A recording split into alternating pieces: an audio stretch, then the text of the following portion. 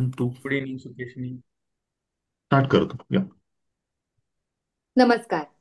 आज नोव्हेंबर महिन्याचा पहिला दिवस आहे. एका नवीन उत्साहाची, नवीन सुरुवातीची आणि नवीन ऊर्जेची नांदीच म्हणूयात. महिन्याची सुरुवातच आपल्या सकारात्मक विचारांनी झालेली आहे असं म्हणूयात. आज सकाळीच एका ठिकाणी मी एक सुविचार वाचला होता. तो असा होता की जर तुम्ही आज आपल्या ध्येयाची सुरुवात केली, तर तुम्ही 2026 मध्ये सुरुवात करणाऱ्यांपेक्षा नक्कीच 2 महिने पुढे असणार आहे.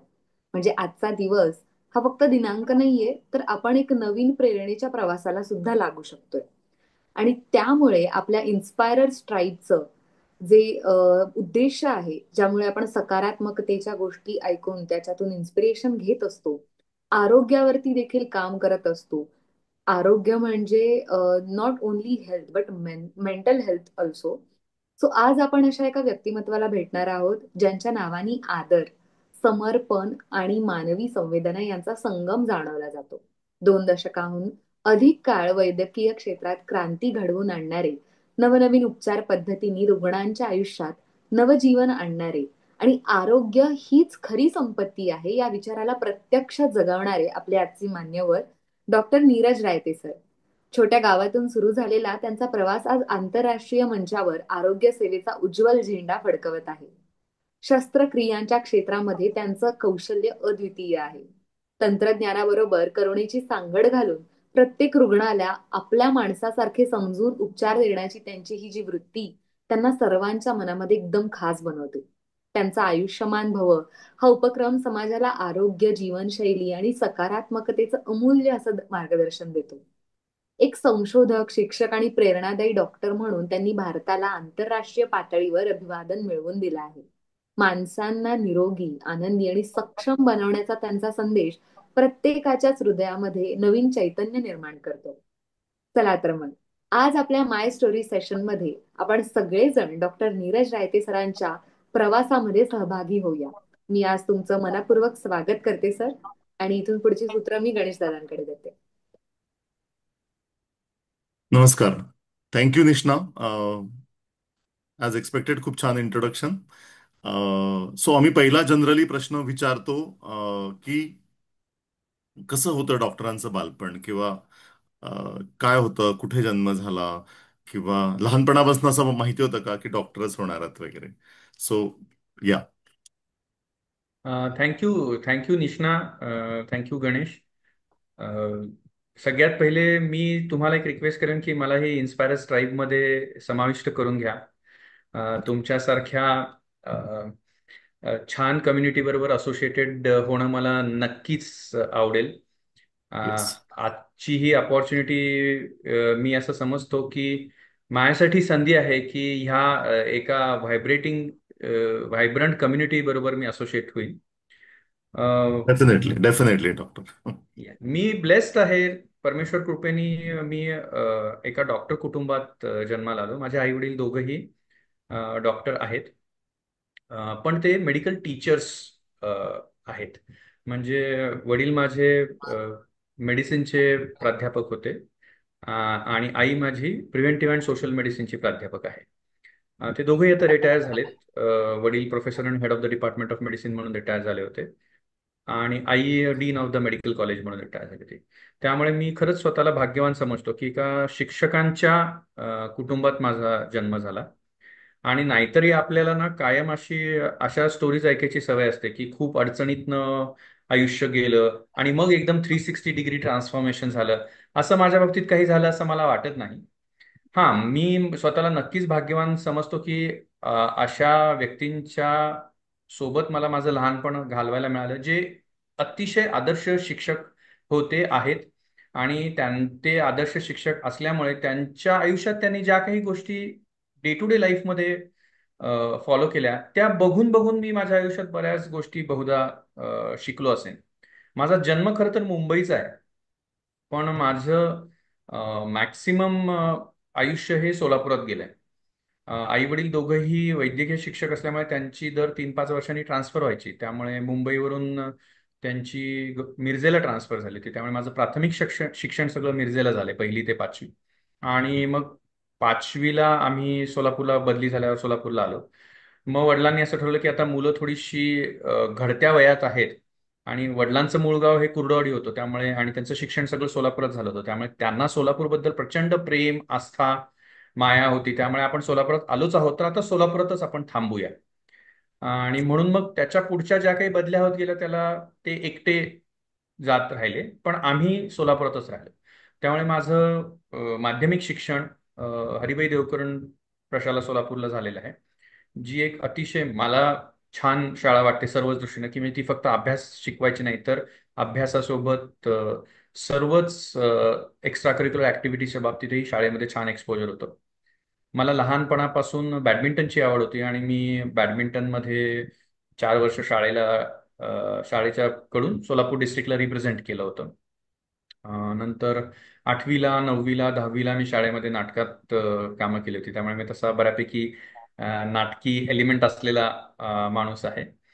पण 10वीला मग तुम्हाला आपल्याला सगळ्यांना अभ्यास करायलाच लागतो, कारण त्याच्याशिवाय काही पर्याय नसतो. म्हणून मग तेव्हा मान मोडून अभ्यास केला, चांगले मार्क पडले आणि त्या चांगले मार्क पडल्यामुळे बाकीच्या 5वी ते 9वीच्या बॅकग्राऊंडवर चांगला मार्क मिळवतोय मुलगा म्हणून शाळेचा आदर्श विद्यार्थी म्हणून मला शाळेतनं बाहेर पडता आलं. मी ओके. शाळेचा पण जनरल. तुम्ही अप टू 10th असं स्टुडियसच होता, कारण की एवढं आई नाही, बाबांचं बिलकुल नाही. पहिल्या प्रेशर बिलकुल नाही. का फुल मस्तीखोर किंवा आई बाबांचा मार खाणारा मुलगा असं काही? इंटरेस्टिंगली मला माझ्या लहानपणात, म्हणजे आता परवाच मी आईशी गप्पा मारतो, मी रोज आईला फोन करतो, ती सोलापूरलाच असते, अजून ती सोलापूरलाच राहते. तर तेव्हा ती मला विचारत होती की तुला कधी आठवतंय का रे की मी तुला फटका मारला होता वगैरे. सो मला माझ्या लहानपणी कधीच आई वडिलांनी मारलं नाही. आणि इनफॅक्ट माझ्या वडिलांची तर पद्धत अशी होती की मी आणि मला माझी मोठी बहीण आहे, ती मॉडर्न कॉलेजला 11वी 12वीला शिकवते बायोलॉजी. तर आम्ही दोघं लहान असताना सगळीच लहान मुलं भांडतात, तसं आम्ही दोघंही अगदी जोरजोरात भांडायचो. आणि बाबांना माझ्या बिलकुल वाद, भांडण, निगेटिव्ह इमोशन्स कधीच कुठल्याच फारशा आवडायचे नाही. त्यामुळे त्यांनी आम्हाला सांगितलं होतं की तुम्ही दोघं जर कधी भांडलात तर मी स्वतःला छड्या मारून देईन. Oh my God. Okay. Okay. हे काहीतरी त्यामुळे मग वेगळं आम्ही ऐकतंय. हा. त्यामुळे आम्ही त्या जी छडी ते मारायला वापरायची ती लपून ठेवायचो आणि भांडायचो. अरे बापरे. आमच्याकडे उलट होतं, आम्ही छडी लपून ठेवायचो की आम्हाला मारू नये आई बाबांनी. So okay. मी म्हणून म्हटलं की आय एम ब्लेस्ड की मला कधीच असं फटके पडले नाहीत. पण वेळोवेळी शाब्दिक मार मी भरपूर वेळा खाल्लेला आहे. आणि ज्या ज्या ठिकाणी आयुष्यात माझं चुकलं त्या त्या वेळेला अतिशय चांगल्या प्रकारे माझ्या आईवडिलांनी माझं कसं चुकलं हे मला समजावून मी कसं बरोबर करायला पाहिजे होतं हे मला सांगितलंय. पण तुम्ही म्हणता तसं 5वी ते 10वी मी कधीच टॉपर स्टुडिओ. नव्हतो. अच्छा. I use to be in काय 50चा आमची वर्ग असायचा, त्याच्यात पहिल्या 15-20 जणांमध्ये मी असायचो. म्हणजे अच्छा. ओके. वर्षभर दंगा करायचा, म्हणजे खेळायचं, नाटकात कामं करायची, असे सगळे उद्योग करायचे आणि परीक्षा जवळ आली की अभ्यास करायचा, अशा पद्धतीनं माझं सगळं चालायचं. आणि 10वीतही तसा मॅक्सिमम अभ्यास मी शेवटी शेवटीच केला होता. पण जेव्हा केला तेव्हा मान मोडून केला, एवढं मात्र आहे. ओके. पण तेव्हा असं डॉक्टरच व्हायचं वगैरे असं लहानपणी असं काही होतं इनफॅक्ट की? नाही, माझ्या बाबतीत तर माझ्या आयुष्यात तर सगळ्याच गोष्टी ऍक्सिडेंटनी झालेल्या आहेत. म्हणजे मला इंजिनियर व्हायचं होतं. हो. आणि हा, माझं मॅथ्स खूप चांगलं होतं, म्हणजे मला इव्हन 12वीलाही मॅथ्समध्ये 99 मार्क पडलेत आणि बायोलॉजीत 96 मार्क पडलेले आहेत. पण ओके. आय डोंट नो, 12वीचा अभ्यास करताना माझं अरिथमेटिक खूप चांगलं आहे. ओके. पण ते डेरिव्हेटिव्ह आणि इंटिग्रेशन आल्यानंतर माझी बोबडी वळायला लागली आणि ते पॅराबोला, हायपरबोला या सगळ्या गोष्टी मला माझ्या डोक्यावरून जायला लागल्या. आणि मग मला कुठेतरी असं वाटायला लागलं की हे जरा आपल्याला पुढे, मला माहित नाही इंजिनिअरिंगला हे सगळं किती लागतं आणि काय लागतं, पण समहाऊ आय नाही, वॉज नॉट. इंजिनिअरिंगचा आम्हाला विचार आहे. इंजिनिअरिंगला काही लागत नाही. आम्ही शेवटी तुमच्यासारखं तुम्ही म्हटलं ना, शेवटच्या दिवसापर्यंत माहित नसतो सिलेबस, या लेवलला इंजिनियर घडतात असा आमचा एक्सपिरियन्स. पण त्यामुळे त्या एका मॅथ्सच्या म्हणजे डेरिव्हेटिव्ह इंटिग्रेशनच्या भीतीपोटी मी आईला म्हटलं की मला नाही वाटत आहे मी इंजिनिअरिंग करू शकेन. मी पीसीएमबी 11वी 12वीला दोन्ही घेतलं होतं, कारण सगळ्या मुलांसारखं चान्स आपल्या घ्यायचा. हा. ओके. आपल्या वेळेला असं होतं की दोन्ही ठेवायचं आणि जिथे चांगले मार्क पडतील ते करायचं. पुढे जायचं. ओके. पीसीएमला मला 99% होते आणि पीसीबीला मला 96% होते. ओके. पण समहाऊ मला असं वाटलं की आपण डॉक्टर व्हावं, म्हणून मग मी एमबीबीएस ला गेलो. अच्छा. पण तेव्हा it was easy getting admission. मग तुम्ही एमबीबीएस पण सोलापूरमधूनच केलं का? हो. सो मी म्हटलं तसं माझ्या बाबतीत भरपूर गोष्टी ऍक्सिडेंटनी झालेल्या आहेत. तसं माझ्या 12वीला मला जे मार्क पडले होते त्या माझ्या सेम पर्सेंटेजला 36 मुलं होती. ओ, ओके. हा. कारण तेव्हा कसं होतं, ग्रुपच्या मार्कांवर पुढे एमबीबीएसच्या किंवा इंजिनिअरिंगच्या ऍडमिशन्स व्हायच्या. हम्म. आणि परमेश्वर कृपेने त्या वर्षी गव्हर्नमेंट ऑफ महाराष्ट्राने असा निर्णय घेतला की स्टेटमधली जी सगळे प्रायव्हेट मेडिकल कॉलेजेस आहेत तिथल्या 50% सीट्स या गव्हर्नमेंट केल्या जातील. ओके. सो त्यामुळे मी कदाचित डॉक्टर झालो, कारण मी माझी पहिली फर्स्ट एमबीबीएसची ऍडमिशन ही Krishna institute of medical sciences कराडची आहे. अच्छा, okay. I know that college. Yes, हा. येस. तिथला मी म्हणजे गव्हर्नमेंट सीट्स मधला पहिला स्टुडंट आहे ऍडमिट होणारा. सो मी आपलं देवाची प्रार्थना करत होतो की बाबा मला गव्हर्नमेंट मेडिकल कॉलेज मिळावं, गव्हर्नमेंट मेडिकल कॉलेज मिळावं. पण मला प्रायव्हेट मेडिकल कॉलेज मिळालं, पण गव्हर्नमेंट सीट मधून मिळालं. सो मी फी गव्हर्नमेंटचीच भरत होतो, पण I was studying in private medical college. Okay. आणि त्याच्यात अशी पद्धत होती की जर तुम्ही प्रायव्हेट मेडिकल कॉलेजमध्ये शिकत असाल आणि जर तुम्ही फर्स्ट एमबीबीएसला पहिल्या तिघांमध्ये आला तर त्या विद्यार्थ्यांना ट्रान्सफरची अपॉर्च्युनिटी असते. Okay. So I stood second in first MBBS, आणि म्हणून मला मग गव्हर्नमेंट मेडिकल कॉलेज सोलापूरला ट्रान्सफर मिळाला. ओके. नंतर मग त्याच्या बाकीचं पुढे मग तुम्ही. हा. ओके. सो सोलापूर. इफेक्टिव्हली माझ्या आयुष्यातला फक्त तो 1 वर्षाचा काळ जेव्हा मी कराडला होतो हा माझा मी गोल्डन पिरियड समजतो, कारण मी तेव्हा घराच्या बाहेर राहत होतो. अच्छा, ओके, ओके. पण तुम्हाला आवडत पण होतं मेडिकल फील्ड, असं नाही की फक्त मार्क मॅथ्सची भीती होती म्हणून तुम्ही मेडिकलला केलं का? का घरचं फ्रँक बॅकग्राऊंड किंवा. फ्रँकली स्पीकिंग मला असं वाटतं की त्या वयामध्ये आपल्याला ते खरंच इतकं आवडतं का नाही हे कळत नाही. आणि you are just following the हा प्रोसेस. हा सगळ्यांबरोबर आपण अभ्यास करायचा हे माझा, पण बेसिकली मी खूप सिन्सिअर आणि हार्डवर्किंग पर्सन आहे. सो जे ओके. अंगावर पडतं ते मान मोडून करतो. अंगावर पडेपर्यंतचा प्रश्न असतो फक्त. त्यामुळे मग 12वी आता अभ्यास करायचा, आता करायचाच आहे तर मग मान मोडून करायचा, मग एमबीबीएस ला आलोय तर करायचंच आहे तर मान मोडून करायचं, असं थोडंसं ते काहीसं होतं. ग्रेट. मग पुढचा प्रवास एमबीबीएस नंतरचा. सो ऍक्च्युली सेकंड एमबीबीएसला जेव्हा माझी सोलापूरला ट्रान्सफर झाली तेव्हा चांगलं म्हणायचं का वाईट म्हणायचं मला माहित नाही, पण तेव्हा वडील माझे मेडिसिनला प्रोफेसर होते आणि आई माझी पीएसएम ला प्रोफेसर होती. आणि हे तिन्ही थर्ड एमबीबीएसचे सब्जेक्ट्स आहेत. आणि त्यामुळे माझी गोची अशी होत होती की माझ्या बॅच मधल्या सगळ्या मुलांना मी त्यांचा मुलगा हे माहीत असल्यामुळे मला कोणी मित्र म्हणून फारसं जवळ करून घेत नव्हतं. बापरे, हा. कारण त्यांना असं वाटायचं की आता हा त्यांचा मुलगा आहे तर त्यांना काय कळेल आमच्याबद्दल, असे थोडीशी ती गंमत होती. आणि तिकडे घरी माझ्या आईवडिलांनी मला धमकी देऊन ठेवली होती की बघा, कुठल्याही शिक्षकाकडून तुझ्याबद्दल जर काही तक्रार आली ना तर आमच्याशी गाठ आहे. दोन्ही बाजूनी प्रेशर. त्यामुळे मग अशी माझी थोडीशी, पण हळूहळू माझ्या बॅचच्या मुलांना कळायला लागलं की हा काही घरी जाऊन फारसा काड्या करत नाही आणि हा आपल्यातलाच आहे. त्यामुळे मग मी छान बॅचमध्ये रुळलो. फक्त गोची एवढीच होत होती की बॅच मधली बाकीची सगळी मुलं दांड्या मारायची, तेव्हा मला हम्म. दांड्या मारायची परवानगी नसायची. त्यामुळे मी जाऊन मात्र क्लासला बसायचो.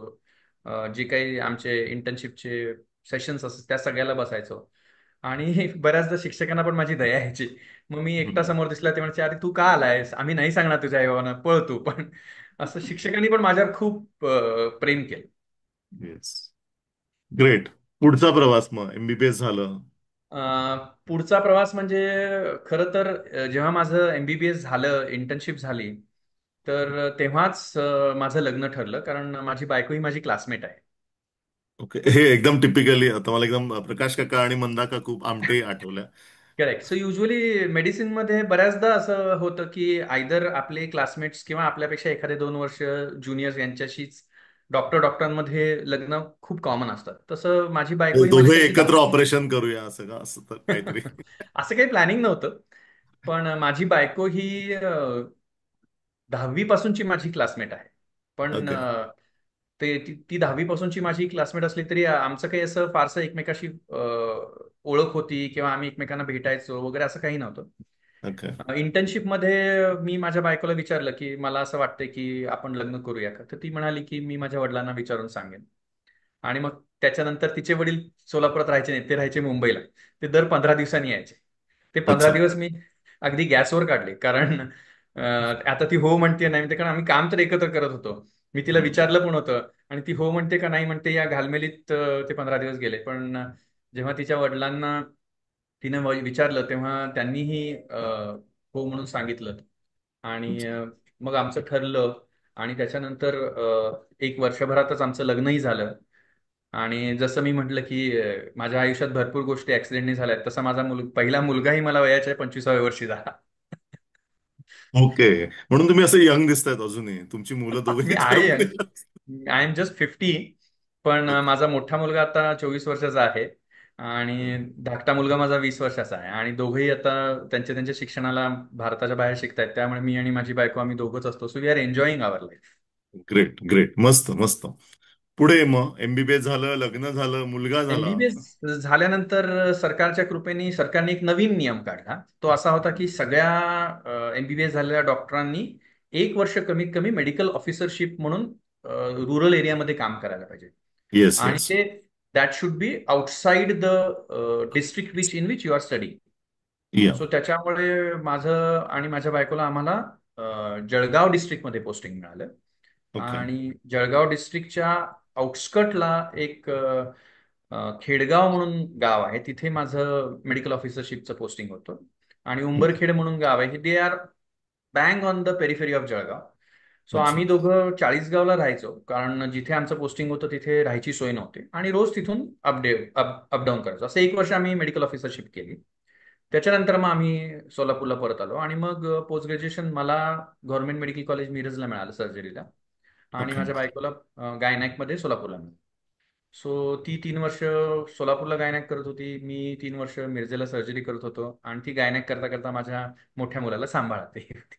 अच्छा. मग शनिवार रविवार फक्त काय नाही, कोण? रेसिडेन्सी हा एक फार बेकार प्रकार आहे, त्याच्यात सुट्टी नाही मिळत. म्हणजे अच्छा.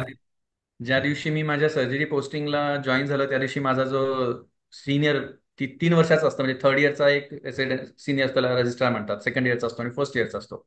थर्ड इयरचा होता, त्यांनी मला जॉईन झाल्या झाल्या मला सांगितलं की जर कधी रेसिडेंट क्वार्टरला जरी तू दिसलास तरी मी तुझी तंगडी मोडून ठेवेन. अरे म्हणजे तू बापरे. वॉर्डातच पडीक असला पाहिजेस आणि वॉर्डातच कायम काम करत राहायला पाहिजेस.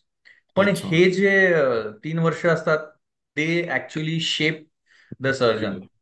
त्यामुळे ओके. ते जे हार्डवर्क असतं, that makes you what you are for rest of your life.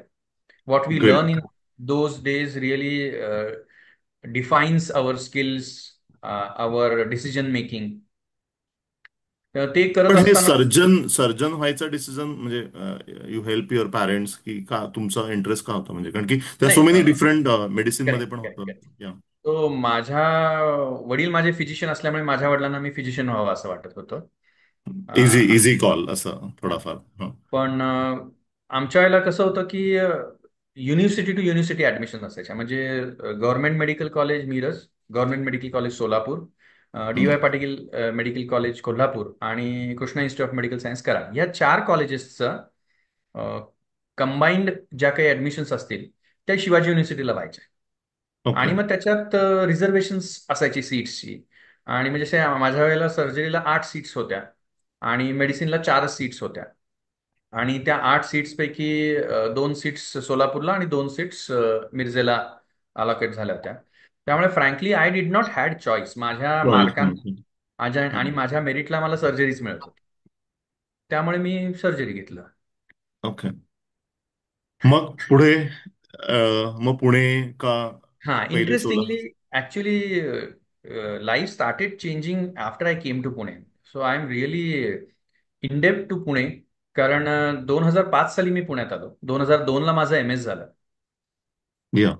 2002 ते 2005 मी सोलापूरलाच लेक्चरर इन सर्जरी म्हणून काम केलं.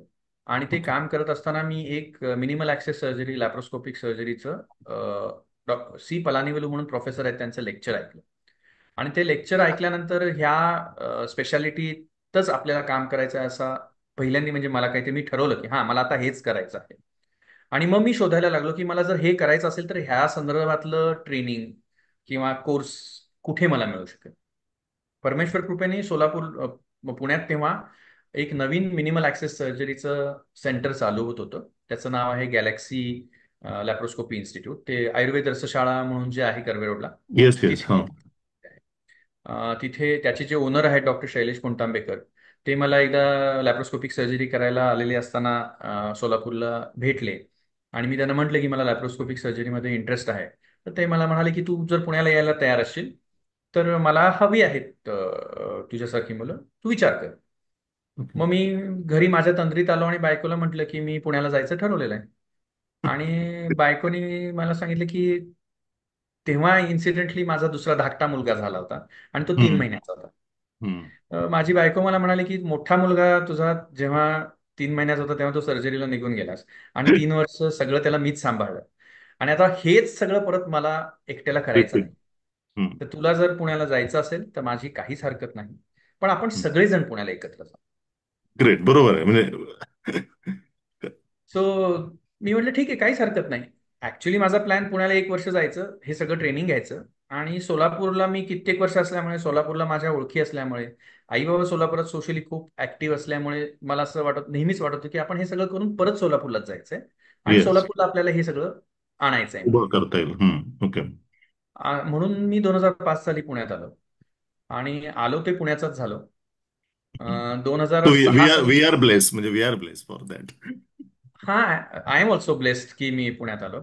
2006 साली जेव्हा माझं 1 वर्ष संपलं तेव्हा मला पुणतांबेकर सर म्हणाले की तू 1 वर्षांनी परत जायचं म्हणत होतास हे मला मान्य आहे, पण तू शांतपणे विचार करून बघ की आपण जर सोलापूर आणि पुण्याची तुलना केली तर पुण्यामध्ये संधी जास्त आहे. तू सिन्सिअर आहेस, हार्डवर्किंग आहेस. सोलापूरचे तुझे जे कोणी पेशंट्स असतील ज्यांना तू हवा असेल ते नक्कीच उठून पुण्यात येऊ शकतात, किंवा आजही अशी प्रथा आहे की तुम्हाला ऍडव्हान्स काही हवं असेल तर तुम्ही सोलापूरहून पुण्याला येता. बरोबर. पुण्याहून सोलापूरला कोणीही कदाचित जाणार नाही. आणि तुझी हम्म. कामाची जी पद्धत आहे, तुझी जी सिन्सिअरिटी आहे, तर मला असं वाटतं की तू माझ्याबरोबर राहिलास तर त्याचा तुलाही फायदा होईल आणि मलाही उपयोग होईल. Okay.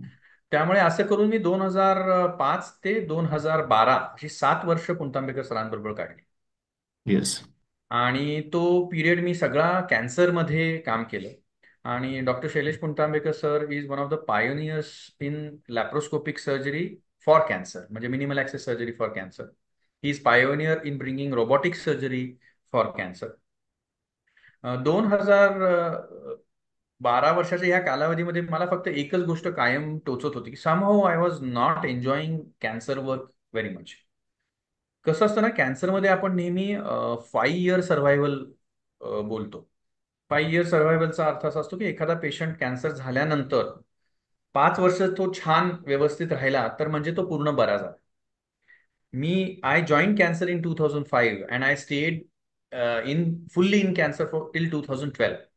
So I could see the spectrum of cancer. म्हणजे एखाद्या 2005 ला ज्या पेशंटला मी बघितलेलं आहे त्याचं 6 ला काय होतंय, 7 ला काय होतंय, 8 ला काय होतंय. So I could see. Cycle.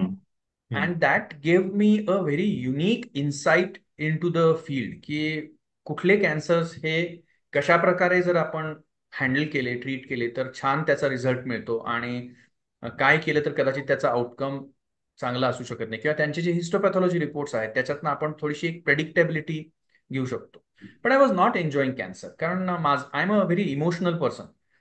मी तुमच्याकडे हा प्रश्न ऍक्च्युली घेऊन येणार होतो की तुम्ही एवढे सेन्सिबल आहेत, कारण की मला पहिली मीटिंग आठवते, तुम्ही एकदम असं लहान बाळासारखं मला एक्सप्लेन करत होतं की हे काहीच नाहीये, हे चित्र काढून दाखवा, हे एवढं काढलं की विषय संपतो. म्हणजे आम्ही पण त्या ज्या भेटलो I was in so much pressure किंवा सो मच इन. तर मला हा प्रश्न आहे की तुम्ही एवढं म्हणजे सर्जरीज, हे कट करा, हे करा, ते करा, तो पार्ट एवढा मोठा दाखवा, बघा. So how you manage as a such a I emotional think or sensible person like I as a think it is a surgeon? Part of training. म्हणजे माझ्या सर्जिकल ट्रेनिंगमध्ये पहिल्यांदी 2-3 वेळा मी चक्कर येऊन पडलेलो आहे. अरे बापरे. Okay. This is a this is the something really I can imagine म्हणजे. हा, आणि this happens to lot of doctors who get expose to these things first. म्हणजे ओके. त्याच्याही आधी जेव्हा मी फर्स्ट एमबीबीएस, म्हणजे जेव्हा सेकंड एमबीबीएस ला आपण जातो तेव्हा पहिल्यांदा आम्हाला क्लिनिकल पोस्टिंग सुरू होतं. म्हणजे तेव्हा पहिल्यांदा आपलं हॉस्पिटलशी डायरेक्ट एक्सपोजर असतं. तेव्हाही जो हॉस्पिटलचा तो टिपिकल वास नाकात शिरल्यानंतर मला नॉशेटिंग आणि गिडनेस असं फिलिंग आलं होतं. But over the period of time या सगळ्या गोष्टींना ऍडजस्ट होत गेलो. पण कॅन्सर आणि कॅन्सरमधलं आउटकम ह्या गोष्टी मला थोड्याशा डायजेस्ट करायला डिफिकल्ट जायच्या. आणि म्हणून मग मी minimal access surgery in cancer ह्याच्यापुरतंच स्वतःला रिस्ट्रिक्ट करून application of minimal access surgery for non कॅन्सरवर जास्त फोकस केला. सो आता माझ्या कामामधलं मॅक्सिमम काम हे नॉन कॅन्सरचं आहे. म्हणजे मी बेरियाट्रिक सर्जरी करतो जी लाईफस्टाईल सर्जरी आहे. ज्याच्यामध्ये 200-250 किलोच्या पेशंटची आम्ही सर्जरी करतो आणि ते 70-80 किलो इतके कमी होतात. And that gave me real work satisfaction. Okay. कारण जेव्हा हे पेशंट्स परत येतात, आपल्याला भेटतात आणि त्यांचा तो बदललेलं आयुष्य शेअर करतात, त्यातलं समाधान काही औरच आहे. या मला आता सर्जरी सोडून I just wanted to come, हे सगळं करताना आयुष्यमान भव हे कसं आलं पिक्चर मध्ये, किंवा त्याच्या मागे काय कन्सेप्ट होता, हे जस्ट जाणून घ्यायचंय. सो मी जसं म्हटलं तसं पूर्वीपासून माझा पिंड हा कलाकाराचा आहे. मी स्टेजवर पूर्ण 2-2.5 तासाची नाटकंही केलेली आहेत. थोडं अच्छा, बहुत जमेल ओके. तसं आमच्या ऑर्केस्ट्रा व्हरायटीमध्ये मी अँकर म्हणून पण काम केलं होतं, कॉम्पेरर म्हणून पण काम केलेलं होतं. माझे वडील कोविडमध्ये गेले ओके. आणि आयुष्यमान भवचं जे सुरुवात झाली त्याचा जे पहिला भाग आहे म्हणजे पहिला सेशन आहे तो त्यांनी लिहिलेलं एक पुस्तक आहे, वासुदेवाची आरोग्यवाणी. ओके. ते स्वतः अतिशय सुंदर वक्ते होते आणि अतिशय सुंदर लेखक होते. आणि त्यांनी मेडिसिन मराठीमध्ये सामान्य माणसाला समजेल अशा भाषेमध्ये पुस्तकाच्या रूपात लिहून ठेवलं होतं. म्हणजे मला समजा उलटी झाली तर त्याची काय कारणं असू शकतात आणि त्याच्यासाठी मी काय करायला पाहिजे, किंवा मला ताप आला तर त्याची काय कारणं असू शकतात, माझं वजन कमी झालं तर त्याची काय कारणं, असे जवळजवळ एक 110-120 वेगवेगळे विषय घेऊन त्यांनी त्याच्यावर एक सुंदर पुस्तक लिहिलं होतं. आणि प्रत्येक विषयाचा जो चॅप्टर असायचा ना तो फक्त 2 पानांचा होता. इझी एकदम, साधा सामान्य एकदम याच्यातनं. सिंपल. आणि जेव्हा मी एकदा दिवाळीमध्ये, म्हणजे ही 2 वर्षापूर्वीची गोष्ट आहे, घर आवरत होतो तेव्हा त्यांचं ते पुस्तक माझ्या हातात पडलं. ओके. आणि माझ्या डोक्यात सतत हा विषय घोळत होता की मला माझ्या बाबांच्या मेमरीमध्ये काहीतरी करायचंय, मला माझ्या बाबांच्या मेमरीमध्ये काहीतरी करायचं. मग ते पुस्तक जेव्हा माझ्या हातात पडलं तेव्हा मी ते चाळलं आणि मला ते जाणवलं की अरे ह्याची जी भाषा आहे ती किती सहज, सोपी आणि समजायला अतिशय छान आहे. तर आपण याचं वाचन करू. मग अभिजित म्हणून मी तुम्हाला ज्याचा रेफरन्स सांगितलेला आहे, जो माझा व्हिडिओ शूट वगैरे करतो, तो माझा चांगला मित्र आहे. त्याला मी ओके. फोन केला आणि त्याला मी म्हटलं की अरे हे असं माझ्या बाबांचं पुस्तक आहे आणि मला त्याचं वाचन करायचं आहे. तर आपण एक ऑडिओ बुक करूया. हम्म. तो मला म्हणाला की मी तुला असं सुचवेन की तू ऑडिओ बुक पेक्षा ऑडिओ व्हिडिओ बुक कर, कारण आजचा जो काळ आहे त्याच्यामध्ये ज्याला ऐकायचंय तो ऐकेल, पण लोकांना आता व्हिज्युअल व्हिज्युअल. Yes, yes. हे हवं आहे, अस. स्टिम्युलंट.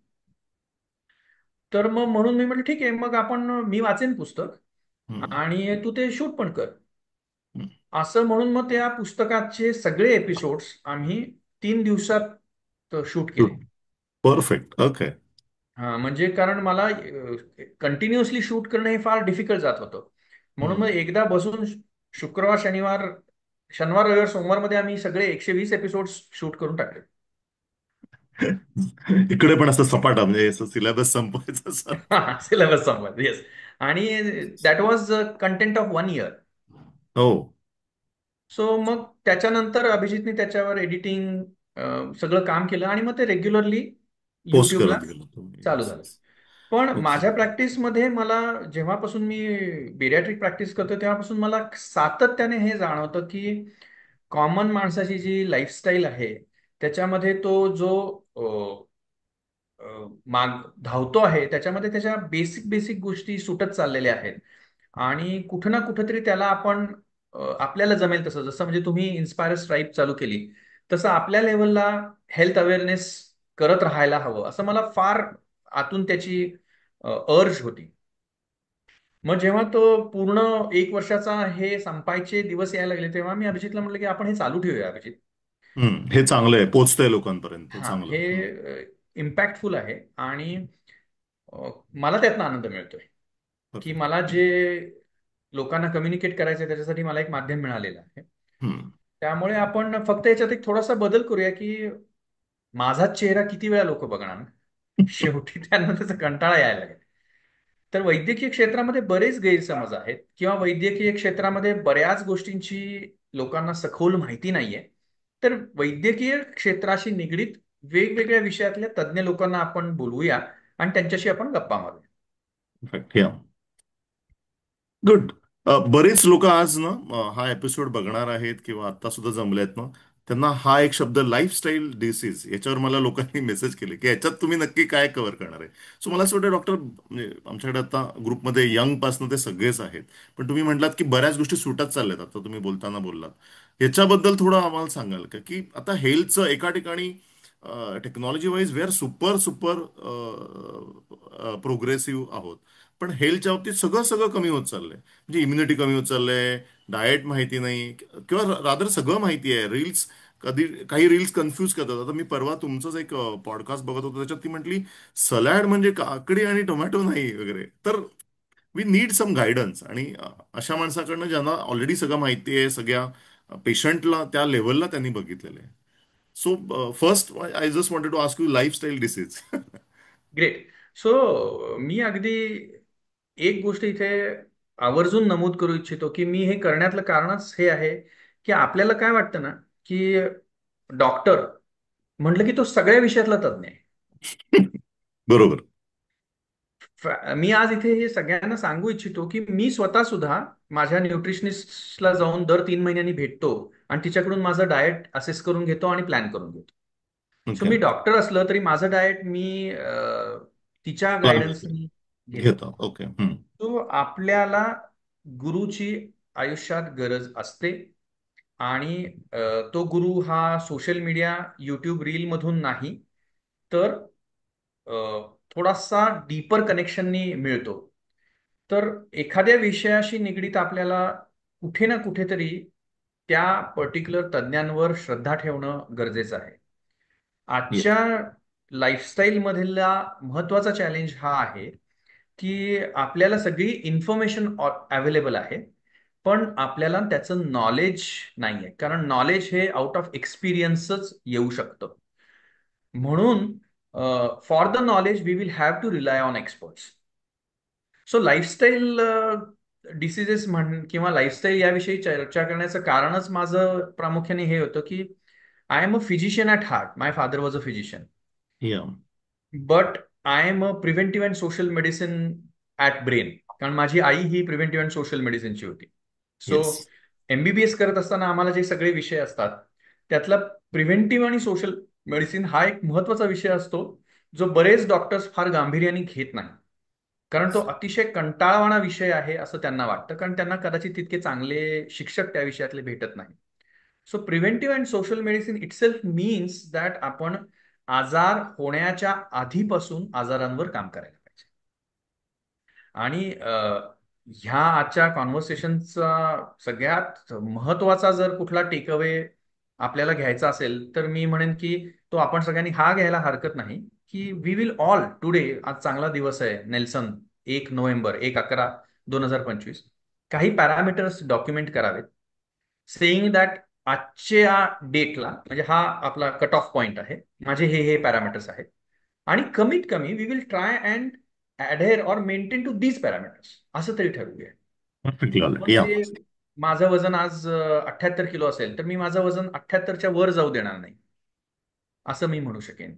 किंवा माझ्या ब्लड प्रेशरसाठी मला एक गोळी चालू असेल, तर मला ब्लड प्रेशरसाठी एकच्या गोळ्या 2 होणार नाही, हे मी बघू शकेन. किंवा माझ्या डायबिटीससाठी मला जर गोळी चालू असेल, तर त्याचं मी इन्शुलिन होऊ देणार नाही. So we will try and maintain the status quo in our health. Okay. So मला असं वाटतं, की आपल्या सगळ्यांचा एक सिम्पल लाईफस्टाईल गोल असायला पाहिजे, की preservation of health whichever way we stand today. एवढा एक सिम्पल गोल आपण आजचा ठेवू घ्यायला शकतो आरामात. येस. हलकत नाही. That is easily possible. आणि हे मी का सांगतोय, कारण prevention is the first step which all of us in our country have forgotten. So मी परवा विचार करत असताना मला एक खूप सुंदर वाक्य सुचलं, जे आज मी खास लिहून ठेवलं या आजच्या कम्युनिकेशनसाठी, की माझ्या आजच्या प्रॅक्टिसचा माझा अनुभव काय आहे, की जेव्हा माझ्याकडे कुठलाही त्रास घेऊन पेशंट येतो ना, तेव्हा तो म्हणतो की मला काहीतरी गोळी द्या, मला तुम्ही काहीतरी इन्स्टंट याला सोल्युशन द्या, मॅगी मला XYZ सारखं. प्रॉब्लेम आहे आणि मला तुमच्याकडून काहीतरी. मग जेव्हा मी त्यांना म्हटले नाही, हे याच्याऐवजी आपण हे असं असं करूया, तर they are not willing to accept that. So my first request to all of us is, we don't want medication, we want meditation. Yes. आपल्याला ज्या ह्या इन्स्टंट रिलीफची सवय लागलेली आहे, ती आपल्याला एका घातक गोष्टींकडे नेते आहे. घेऊन जातोय. हम्म.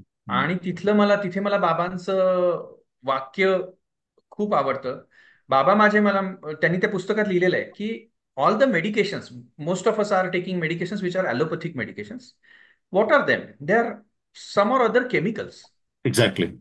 So if we consume them for a prolonged duration, they are going to have some or other effects side on our health. Effects. त्यामुळे आपल्याला आपल्या मेडिकेशन्सला जाताच येणार नाही. आपण मेडिसिन्स फ्री कसं राहू शकू हा फोकस ठेवायला काहीच हरकत नाही. आणि that is possible. That is easily possible. So lifestyle मधला मला ना 3 महत्वाचे आस्पेक्ट्स वाटतात जे मी सगळ्यांशी शेअर करेन. आणि कदाचित इथं ऐकणारी मंडळी मला हसतील की अरे हा सर्जन आहे आणि हा काय बोलतोय. पण असंच असंच ऐकायचंय पण आम्हाला तुमच्याकडनं. नाही, पण मलाही माझं हृदयाचंच बोलायचं आहे. कारण या. परत माझ्या बोलण्यात माझे आईवडील फार वेळ येतील, त्यांचा माझ्यावर खूप पगडा आहे. सो माझे बाबा नेहमी म्हणायचे की the best day in a doctor's practice is when he has no patients in his OPD. Yes, yes, yes. हे मी इथे पण ऐकलेलं, मुक्तांगणमध्ये पण मुक्ताताईंचं असं म्हणणं होतं की बाबांचं किंवा पु ल देशपांडेंचं असं म्हणणं होतं की मुक्तांगणची आवश्यकताच नसावी, म्हणजे सगळ्यांनी असं ते फ्री असावं. किंवा बाबा आमटेंनी सुद्धा आनंदवनात हेच म्हटलंय की सगळंच्या सगळं हे बंद व्हावं, म्हणजे सगळेजण ते ट्रान्सफॉर्मेशन झालेलं असेल. सर्वेपी सुखिनः सन्तु. येस. या. इन्सिडेंटली अनिल अवचट काका हे माझ्या बाबांचे क्लासमेट होते. Okay, okay. मी आणि मुक्ताताईंची मुलाखत घेतली होती एकदा. हा, येस. आणि ते अगदी बाबांचे घट्ट मित्र होते. त्यामुळे ते सोलापूरला आले की हमखास घरी यायचे आणि आम्ही लहान असताना मग छान कागदाच्या ओरिगामीच्या वस्तू करून दाखवून ते आम्हाला गुंतवून ठेवायचे. खूप छान आठवणी आहेत त्यांच्या. Coming to the original point. Yeah. तर आपल्याला डिसीज फ्री लाईफ जगण्यासाठी काय करायला लागेल ह्याचा जर आपण विचार करायला लागलो, तर मला असं जाणवतंय माझ्या इतक्या वर्षाच्या एक्सपिरियन्स मधून किंवा त्यात मी माझ्या स्वतःवर जे केलेले प्रयोग आहेत त्याच्यातनं, की 95% of it is related to food. Food. Okay. म्हणजे आज माझ्या फिटनेस सरांबरोबर, गोखले सरांबरोबर सेशन होतं, डिस्कशन होतं. त्याच्यात आम्ही डिस्कस करत होतो. आणि खूप आपल्यातले रेग्युलरली एक्सरसाइज करतात, but we are not understanding that doing a regular exercise is not a cheat solution for having a bad diet. Yeah. So आपण कितीही चांगला एक्सरसाइज केला तरी तो बॅड डाएटला चीट नाही करू शकत. Bad diet is going to come to us and get hold of us. Yeah. म्हणजे पण मी मला असं असं असं डॉक्टर बघितलंय कॉम्बिनेशन, जे उलट एक्सरसाइज करतात ते जास्त व्यवस्थित डाएट सांभाळतात. जे एक्सरसाइज पण नाही करत ते म्हणतात तसंही मी काही करत नाही, वाय शुड आय फॉलो. या. नाही, पण बट. मी असेही एक्सरसाइज करणारे मंडळी बघितले आहेत. कारण मी आठवड्यातनं 3 दिवस डेक्कन जिमखानाला बॅडमिंटन खेळतो. तर असे बरेच मंडळी आहेत जे सकाळी व्यायामाला जातात आणि व्यायाम झाल्यानंतर जवळच्याच टपरीवर किंवा वैशालीत अ, किंवा डोसा, ते बन मस्का. हा बनमस्का हे दाबून हाणतात.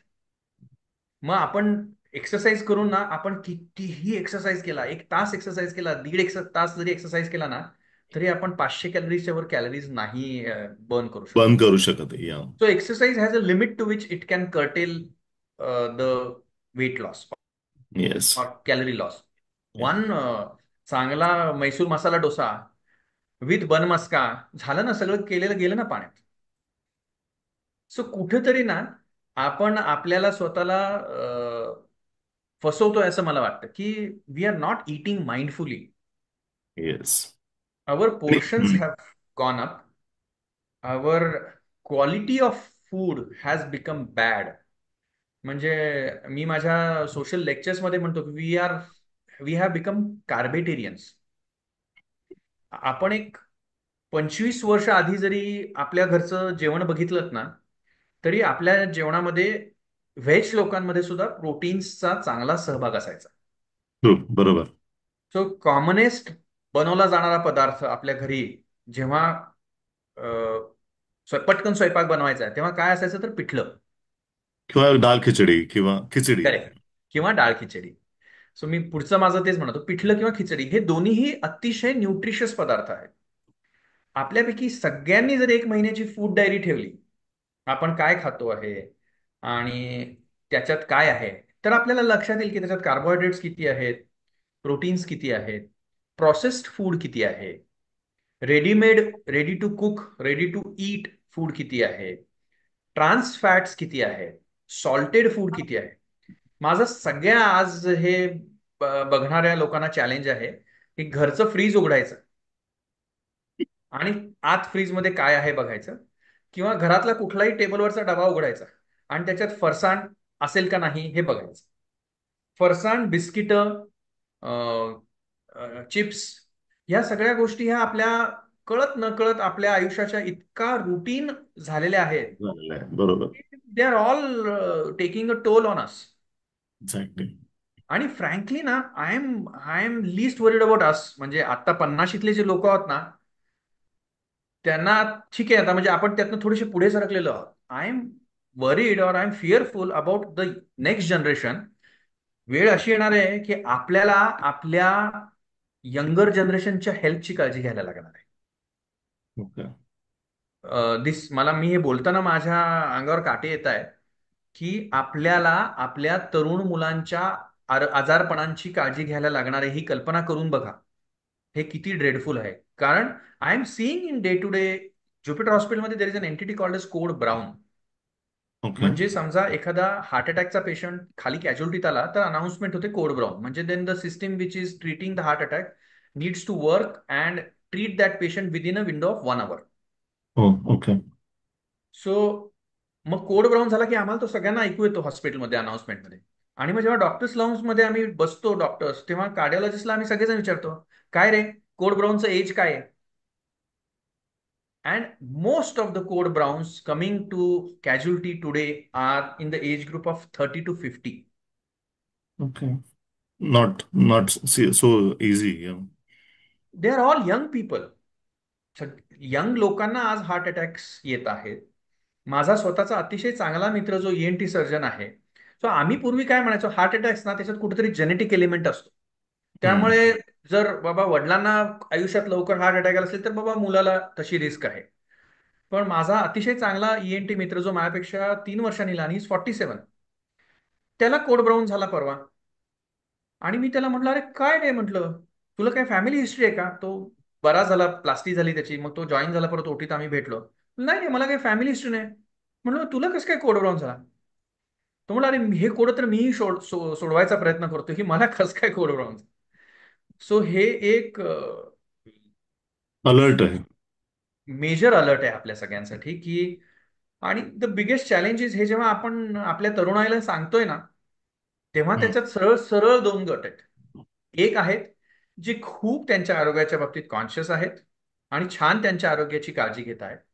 आणि दुसरे जे आहेत ना, ते बेधडक, बिनधास्त आणि आजचा दिवस हाच माझा शेवटचा दिवस असे जगतायत. So I am really worried about this. मग शेवटी खायचं काय आणि नाही काय खायचं, म्हणजे शेवटी म्हणजे आता आता माझ्या बरोबर बरेच ऑफिस मधले आहेत की जे गाव कुठून तरी येतात. मग इझी काय, बाहेर गेलं मोमोज मिळाले, पाणीपुरी मिळाली. आणि मी पण बऱ्याचदा म्हणतो की अरे कधीतरी आठवड्यात नाही एखादा ठीक आहे, पण तेच त्याच्यावर रिपीट करू नका. तेच खाल्लं की कच्चे दाबेली नका खाऊ किंवा तेच करू.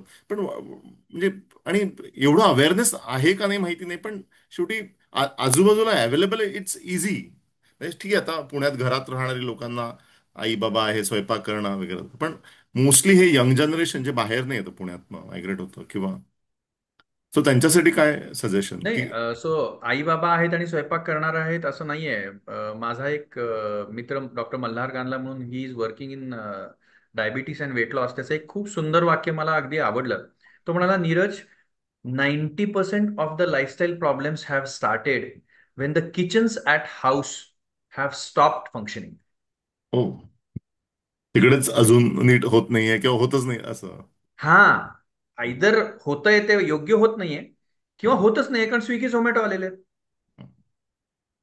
So yes. खायचं काय हा खूप महत्वाचा प्रश्न आहे आणि त्याला मी दोन अतिशय महत्वाचे शब्द सांगेन. ते आहेत माइंडफुल ईटिंग. ओके.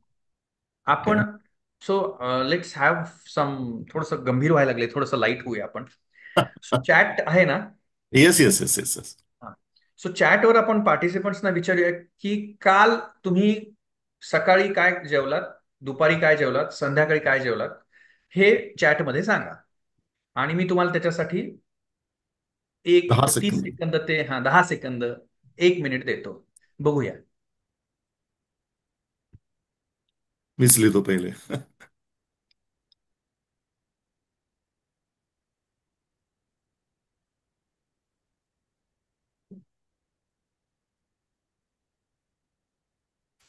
ठीक आहे. तो ज्यांनी भाजी पोळी. हा. पृथ्वी, भाजी पोळी भात वरण, व्हेरी गुड. भाजी कुठली होती? That is also important. भाजी नाही, मला भाजी कुठली होती हे हवंय. किंवा बोलू पण द्या लोकांना, मला असं हा, वाटतं की अगदी जरूर जरूर, काही हरकत नाही. हा, फरसबी फरसबी. फरसबी. ग्रेट हे तर ग्रेट. उत्ती आहे. तोंडली. कदाचित आपला हा जो चटणी सँडविच. हम्म. आता ग्रेट. आपला हा इन्स्पायरर्स ट्राईब असल्यामुळे इथे खाणारी सगळी मंडळी खूप माइंडफुल असू शकतील. पण मी जेव्हा वेगवेगळ्या ठिकाणी हा प्रश्न विचारतो ना, तेव्हा हम्म. 90% लोकांना ना, तुम्ही काय खाल्लंय हे सांगता येत नाही पटकन. अच्छा. ओके. सो याचा अर्थ, जेव्हा खातोय ना आपण, तेव्हा आपण काय खातोय याचा सुद्धा विचार करत नाही. बरोबर. सो कॅन वी इमॅजिन की मी जर विचारलं की आज सकाळी काय ब्रेकफास्टला खाल्लं, की तो माणूस काय खाल्लं बरं असा विचार करायला लागतो. Yes. So this means that ज्यांना सांगता येते ना ते सगळे माइंडफुली खातायत. सो आय कॉंग्रॅच्युलेट एव्हरीबडी जे माइंडफुली खातायत. पण ज्यांना सांगता येत नाही ना, त्यांनी याच्या पुढे हा विचार करायला पाहिजे की आपण जे खातो आहे, आपल्या ताटात जे आलेलं आहे ते काय आहे. आणि याच्यासाठी आपल्याकडे खूप सुंदर पद्धत आहे. आपण म्हणतो ना की जेवण आपण तोंडाने जरी जेवत असलो ना, तरी जेवण पहिले आपण डोळ्यांनी जेवत असतो, नाकानी जेवत असतो.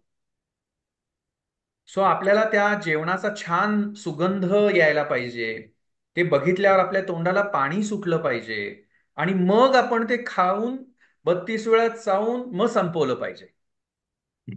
पण त्याच्यासाठी वेळ द्यायला लागतो ना. हम्म.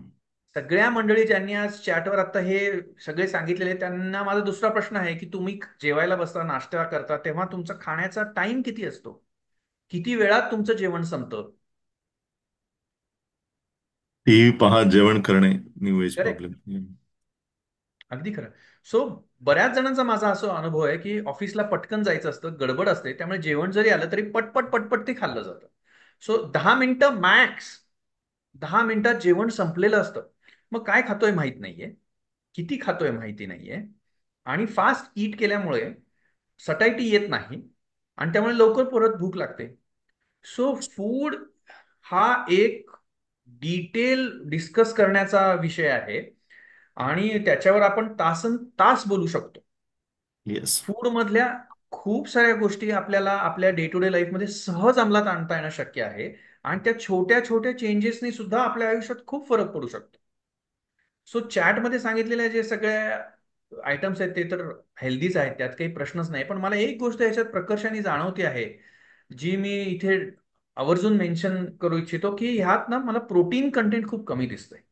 येस. सो सायंटिफिकली आपण जे काही खातो आहे ना, त्याच्यामध्ये 1 पोर्शन ऑफ कार्बोहायड्रेटच्या इक्वल 1 पोर्शन ऑफ प्रोटीन असायला पाहिजे.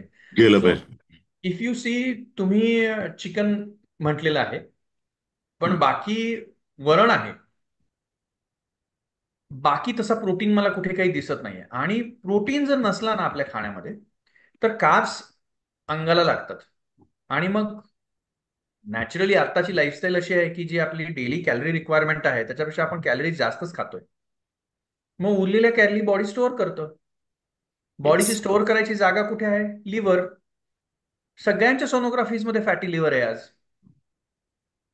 कारण बरोबर. आपला कार्बोहायड्रेट इंटेक हा जास्त असल्यामुळे excess carb body converts into fat and puts it into liver.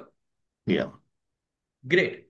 So इथे केळकर सरांनी ऑमलेट एव्हरी मॉर्निंग म्हटलेलं आहे. So I congratulate him for being very mindful about protein intake. So मी म्हटलं तसं इन्स्पायर ट्राईब ही एक्सेप्शन आहे. या. त्यामुळे आणि इथे ते सगळ्यात यंग आहेत का केळकर काका, ही इज 84. हा सो इथे लोकांना पकडणं थोडस अवघड आहे. कठीण. पण तरी पण मला म्हणजे एक अजून 5-10 मिनिटात असं काहीतरी टिप्स हव्या आहेत की जे लोक आजपासून फॉलो करतील. मे बी डाएट म्हटलं तसं, असं काय काय तुम्ही सजेस्ट कराल डॉक्टर? समोर आलेल्या प्लेटमध्ये काय काय आहे हे बघायचं आहे. म्हणजे मी जे काय करतोय तेच सांगेन. आणि काय काय आहे हे बघत असताना पहिला प्रश्न स्वतःला विचारायचा की ह्याच्यात प्रोटीन काय आहे. बरोबर. ओके. सो प्रोटीन नसेल तर आपल्याला आपल्या त्या प्रत्येक डाएटमध्ये प्रोटीन इन्क्लूड करायला लागेल. जे ओके. व्हेजिटेरियन मंडळी आहेत त्यांना हा एक एक्सरसाइज करायला लागेल की व्हेजिटेरियन प्रोटीन्स काय असतात. इनफॅक्ट व्हेजिटेरियन प्रोटीनचे खूप ऑप्शन्स आहेत. Non vegetarian exactly. प्रोटीनमध्ये फक्त चिकन आणि एग किंवा फिश एवढेच ऑप्शन्स आहेत. हम्म. व्हेजिटेरियन प्रोटीन्समध्ये खूप ऑप्शन्स आहेत. आणि सोपं दही आहे, ताक आहे, वरण आहे. प्रोटीनचा ऍडव्हान्टेज काय होतो माहितीये का? Protein gives a satiety. त्यामुळे ओके. प्रोटीन जर आपल्या डाएटमध्ये असेल तर आपल्याला भूक लागायला वेळ लागतो. Protein helps us in increasing the metabolic rate of the body. Protein helps us in delaying the absorption of carbohydrates in the body. त्यामुळे प्रत्येक आपल्या मीलमध्ये कॉन्शियसली आपल्याला प्रोटीन ऍड करायला पाहिजे. ओके. हा एक मी टिप आवर्जून सगळ्यांना सांगेन की समोर आली प्लेट की पहिला प्रश्न स्वतःला विचारायचा की ह्याच्यात प्रोटीन काय आहे. आणि प्रोटीन नसेल तर प्रोटीन आपल्याला काय इन्क्लूड करता येईल हे बघायचं. The second thing which I will tell is plan your meals. बऱ्याचदा आपलं खाणं हे ॲडॉक असतं. म्हणजे काय, भूक लागल्यावर मग आपण शोधायला लागतो आपल्याला काय खायचंय. मग नॅचरली जे समोर येईल ते आपण खातो. पण जर आपण आपले मील प्लॅन केले तर आपण माइंडफुली हा विचार करू शकू की मी आज माझ्या या मीलमध्ये प्रोटीन इन्क्लूड करणार आहे. किंवा आपल्या सगळ्यांचा माझा अनुभव आहे, स्पेशली वर्किंग मंडळींचा, की आपला जो वीक टाइम आहे ना, झोन आहे ना, तो दुपारी 4 ते संध्याकाळी 6चा आहे. मॅक्सिमम मंडळी 4 ते 6 मध्ये काहीतरी सटरफटर चमचमीत खातात. तेव्हाच भूक लागते. हा. Correct, correct. सो बऱ्याचदा भूक तेव्हा ती त्या वेळेची भूक असते. म्हणजे 4 ते 6चा जर वेळ टाळला ना तर नंतर नाही लागत भूक. ओके. 4 ते 6 भूक कोणाला लागते माहिती का? ते जे वेळच्या वेळी जेवलेले नसतात किंवा त्यांनी जेवण स्किप केलेलं असतं. किंवा 4 ते 6 भूक कोणाला लागते माहिती का? जे टोळक्याने खाली टपरीवर जातात. आम्ही पण जातो, पण आम्ही कॉफी किंवा चहा प्यायला जातो एकदा. सो 4 ते 6 हा जर आपला वीक पॉइंट असेल तर 4 ते 6 मध्ये आपण काय कॉन्शियसली गोष्टी प्लॅन करू शकू जेणेकरून जंक आपल्या खाण्यामध्ये येणार नाही, याचा आपण विचार करू शकतो. So my preferred thing between 4 to 6 is a glass of butter milk. Yes. किंवा पूर्वी आपल्याकडे एक तहान लाडू, भूक लाडू नावाचा प्रकार होता. तो मी माझ्या बरोबर कायम एक ड्रायफ्रूट लाडू किंवा राजगिऱ्याचा लाडू ठेवतो. किंवा शेंगदाण्याचा लाडू, ज्याला व्हरायटी हवी आहे. सो एक लाडू आणि एक ग्लास ताक, हे घेतलं की भूकच लागत नाही. किंवा मुठभर ड्रायफ्रुट्स, मग भूक नाही लागत. मग आपण जे एक्सेस कॅलरी इंटेक आहे तो कर्टेल करतोय. काय खाणार आहोत याचं प्लॅनिंग करतो आहे. खाण्यामध्ये प्रोटीन ऍड करतो आहे. या सगळ्या गोष्टी केल्या ना की ऑटोमॅटिकली डाएट आपलं हेल्दीकडे जायला लागतं. मग राहती गोष्ट ती स्पीडची. मग स्पीड कसा कमी करता येईल? स्पीड जर कमी करायचं असेल तर त्याच्यासाठी सोप्यात सोपी गोष्ट आहे की डाव्या हाताने खायला लागायची. तुम्ही ओके. डाव्या हाताने खायला लागलात की ओव्हर द पिरियड तुमचा खाण्याचा स्पीड कमी होणारच आहे. कारण कसं आहे माहिती का, आपल्याला आपल्या मेंदूला आपलं पोट भरलं आहे याचं सेन्सेशन येण्यासाठी 20 मिनिटं लागतात. ओके. जर आपलं खाणं 20 मिनिटाच्या आत संपणार असेल तर आपल्याला कळतच नाही आपलं पोट भरलंय. मग तो सटायटीचा फिलिंगच येत नाही. पण आपण शांतपणे जर खाल्लं ना तर आपल्याला लक्षात येईल की कमी पोर्शन खाल्ला जातो आपल्याकडे. फास्ट खाल्लं तर जास्त पोर्शन खाल्ला जातो आपल्याकडे. किंवा जर फास्ट खायचंच असेल तर पोर्शन रिस्ट्रिक्ट करायला पाहिजे. जर पोर्शन रिस्ट्रिक्ट नाही केला तर आपण किती खातोय हे आपल्याला कळतच नाही. आणि मग फास्ट खात असल्यामुळे आपण जास्त खातो. मग शरीराला फास्ट खायची सवय लागली की जेव्हा आपल्याला वेळ भरपूर असतो ना तेव्हाही आपण फास्ट खातो, पण तेव्हा क्वांटिटी जास्त खातो. आणि त्याच्यामुळे मग कॅलरी इंटेक वाढतो. Yes. Sugar sugar. Completely cut off करणं योग्य आहे का? वा, खूप चांगला प्रश्न आहे. आणि नक्कीच काहीच हरकत नाही. कारण शुगर ही it is like caffeine. Sugar gives kick to our brain and it gives a kind of addicting sensation to our mind. त्यामुळे जर बंद करणं शक्य असेल तर काहीच हरकत नाही, पण जर बंद करणं शक्य नसेल तर मात्र थोड्या प्रमाणात शुगर जास्त योग्य आहे असं मी म्हणेन. का माहिती का? कारण जर बंद केली ना तर मग क्रेव्हिंग्ज येतात, आणि मग ते शुगरचे क्रेव्हिंग्ज आहेत ना ते दुसऱ्या कुठल्या तरी गोष्टीमध्ये कन्वर्ट होतात. त्यामुळे बंद करणं हे थोडंसं टफ असतं, कमी करणं हे रिलेटिव्हली सोपं असतं. आणि शुगरला गुळनी रिप्लेस करा किंवा कशाने रिप्लेस करा, शेवटी बॉडी कॅलरीज मोजते. तुम्ही शुगर बंद केली तर मनाला कुठेतरी असं आपल्याला वाटत असतं की अरे मी शुगर रिस्ट्रिक्ट केली आहे, मग कुठेतरी गुळ जास्त जाण्याची शक्यता आहे, आणि गुळ जास्त केला तर कॅलरीज तेवढेच जाणार. बरोबर. त्यामुळे ना I think one line if I have to tell all of us here is that moderation is the key in life. Whatever we try to do, आपल्याकडे अशी बरीच मंडळी आहेत, इन्स्पायर स्ट्राईकमध्ये सुद्धा असतील, जे एखादी गोष्ट सुरू करतात, 3 महिने करतात, एक्स्ट्रीमली करतात आणि सोडून देतात. आणि I am strongly against that. We are here for a long term game. So exercise असो, डाएट असो, ते जेव्हा आपण वर्षानुवर्ष करू शकू ना, तरच ती आपली लाईफस्टाईल बनणार आहे. येस, त्यामुळे बरोबर.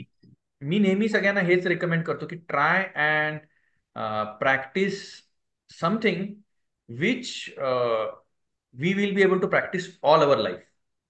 सो मी आता गेले कित्येक वर्ष सकाळी 8:30-9ला जेवतो आणि संध्याकाळी 7-7:30-8ला जेवतो, आणि मला आता बस. त्याची सवय झाली. दीक्षित डाईट सारखं वगैरे का असं? Nearby. Okay. So is breakfast must or can be skipped? I don't think anything is must in life. मला तर असं वाटतं की आपण ब्रेकफास्ट, लंच, डिनर सुद्धा स्किप करू शकतो. आपल्याकडे आहेत उपवास, आणि fasting is the best way for our body to heal. आपल्या बॉडीमध्ये अपोप्टोसिस नावाचा एक कन्सेप्ट आहे, ज्याच्यामध्ये आपल्या बॉडीतल्या सगळ्या निगेटिव्ह सेल्स आणि एनर्जीज ह्या डिस्ट्रॉय होत असतात, आणि त्याच्यासाठी आपल्याकडे अशी प्रथा होती की आपण उपवास करायचो. पण पण आता आपले मी डॉक्टर, मी जिमला जातोय रोज किंवा एक्सरसाइज करतोय, मला तर मी उपवास मला वाटतच नाही शक्य होईल मला कधी. बिलकुल शक्य होईल, 100% शक्य होईल. एक ओके. दिवस 12 तास करून बघा पहिले उपवास. रात्री ओके. जेवायचं हम्म. आणि मग दुसऱ्या दिवशी संध्याकाळी जेवायचं. म्हणजे तसा ओके. इफेक्टिव्हली उपवास आपला सकाळ ते संध्याकाळच असतो, कारण रात्री तर आपण झोपलेलेच असतो. बरोबर. ओके. ओके. आणि हळूहळू करायचं ना. उपवास हम्म. करायला काय आपल्याला लगेच यायला पाहिजे अशातली भागच नाहीये. पण पण त्या दिवशीची फास्टिंग, एनर्जी वगैरे असं काही, म्हणजे मी तर खूपच कधी केलेलं आठवतच नाही उपवास. हा. सो मला असं वाटतं की यातल्या भरपूर गोष्टी या कुठेतरी माइंडशी निगडीत आहेत. बरोबर. ओके. आणि 4 तास पहिले करून बघायला हरकत नाही, 6 तास करून बघायला हरकत नाही, 8 तास करून बघायला, मग हळूहळू वाढवत न्यायला हरकत नाही. मग पूर्वी ना आपल्याकडे फक्त पांढरे पदार्थ खाऊन उपवास केले जायचे, किंवा फक्त पाणी पिऊन किंवा लिक्विड्स घेऊन उपवास केले जायचे. असं ते दूध, हळूहळू हळू ताक, या ताक ताक उपवास पण काहीतरी मी मागे ऐकलं होतं. येस, हा, येस. असं हळूहळू वाढवायला हरकत नाही. पण fasting is a very very good thing for our own body. आणि आपण नक्कीच, पण कॅवेट, हा फास्टिंग म्हणजे साबुदाणा खिचडीचा उपवास नाही. हा, नाही तर जाम दाबून खायचं आणि आज हे एकादशी आपल्याकडचे आहे. उपवास म्हणजे लोक उपास निमित्त शोधत असतात उपवासाचं. का? कारण छान उपवासाचं आपल्याला खायला मिळणार आहे. मग साबुदाण्याचा चिवडा, बटाट्याचा चिवडा, जाऊ दे, मी ते पदार्थांची नावं सांगून मलाच तोंडाला पाणी सुटायला लागलेलं आहे. ठीक आहे. ठीक आहे. अजून काही टिप्स मला आता हो, एक पाच आणखी मिनिटात काही आवरावं लागेल. या. प्रश्न आलेले आहेत इथे की is any good breakfast must, I think आपण त्याचं उत्तर दिलेलं आहे. Any good recommendation for dietitian in Pune? In Pune every dietitian is good.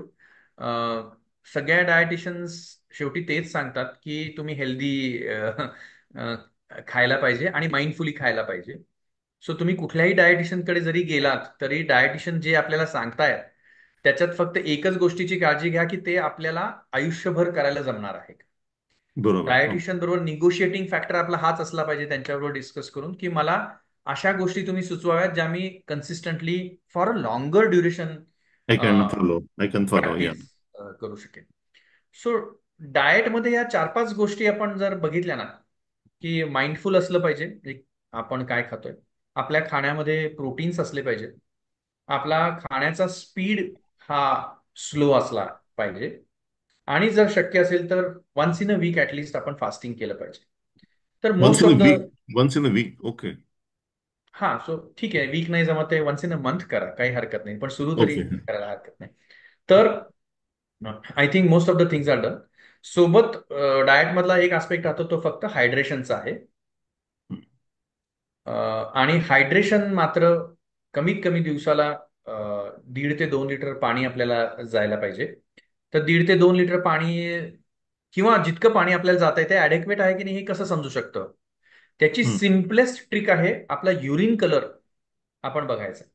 जर आपल्या युरिनचा कलर पांढरा असेल, स्वच्छ, ट्रान्सपरंट, तर आपलं हायड्रेशन ऍडेक्वेट आहे. ओके. जर आपला युरिनचा colour concentrated yellow, dark yellow असेल, तर आपलं हायड्रेशन ऍडेक्वेट नाहीये.